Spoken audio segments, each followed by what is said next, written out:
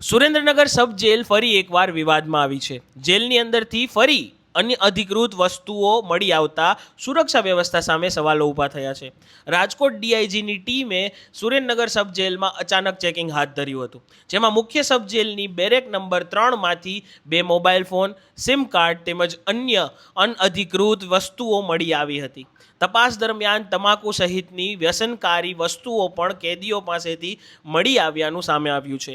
જેલની બહાર કડક સુરક્ષા અને ગાર્ડ પહેરો હોવા છતાં આ પ્રકારની ગેરકાયદેસર વસ્તુઓ બેરેક સુધી કેવી રીતે પહોંચી તે મુદ્દે હવે સવાલો ઉઠી રહ્યા છે. હાલ રાજકોટ ડીઆઈજીની ટીમે સમગ્ર મામલે વધુ તપાસ શરૂ કરી છે. આ વસ્તુઓ જેલમાં કોણે પહોંચાડી, તેમાં અન્ય કોઈની સંડોવણી છે કે નહીં, તે દિશામાં પણ તપાસ ચાલી રહી છે. આ મામલે તમારું શું કહેવું છે કમેન્ટ બોક્સમાં જરૂરથી જણાવજો અને આવા જ વધુ અપડેટ માટે સોમાજની ચેનલને લાઇક, શેર અને ફોલો કરવાનું ભૂલતા નહીં. નમસ્કાર.